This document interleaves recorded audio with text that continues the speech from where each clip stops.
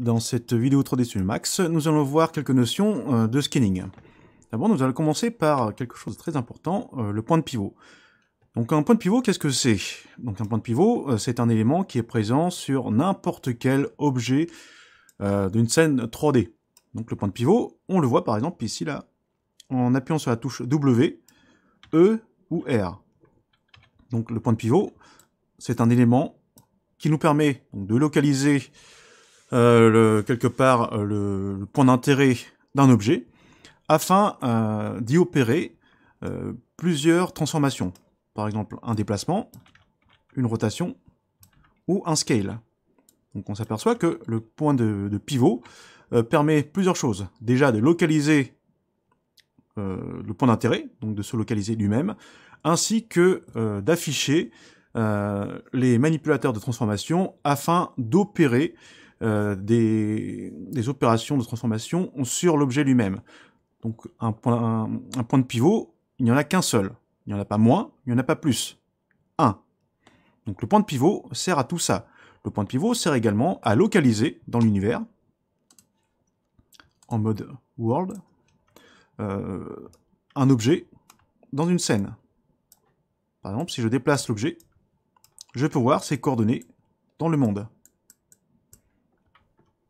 Le point de pivot permet également de replacer un objet à un endroit bien précis. Et on peut déplacer le point de pivot. Donc par défaut, le point de pivot, vous ne choisissez pas son emplacement. C'est le logiciel qui va le faire pour vous. Donc que vous créez un cube, une sphère, ou quoi que ce soit, le point de pivot est déterminé par le système. Donc, un cube, une sphère, cylindre, un cône, une pyramide. Voilà. Donc là, sur certains objets, la plupart du temps, le point de pivot se trouve à la base, et sur d'autres, il est centré.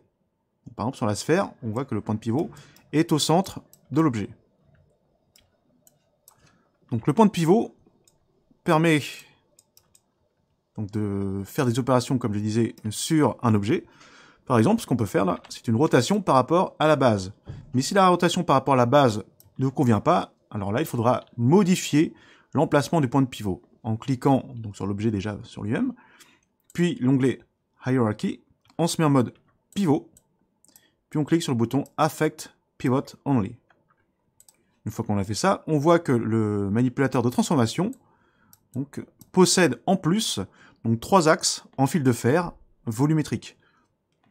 Donc ces axes nous indiquent que maintenant, on peut déplacer le point de pivot. Donc, par exemple là, je peux déplacer le point de pivot à l'intérieur de la modélisation ou à l'extérieur.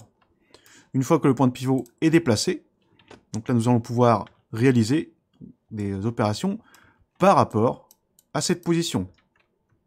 Donc là la rotation par exemple ne va plus se faire par rapport à la base de l'objet, mais par rapport au point de pivot qui est à l'extérieur.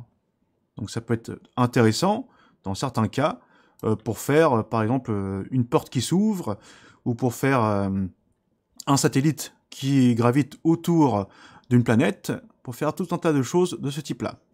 Donc le point de pivot ensuite peut se replacer par défaut, donc en cliquant donc, dans l'onglet Hierarchy, mode pivot, Affect Pivot Only, on clique sur le bouton Reset Pivot. Donc on n'oublie pas de ressortir une fois qu'on a terminé. N'hésitez pas à vous entraîner avec cet élément qui est primordial. Il faut absolument comprendre à quoi sert un point de pivot, sinon vous allez être complètement en retard concernant les notions futures, concernant le rigging et plus.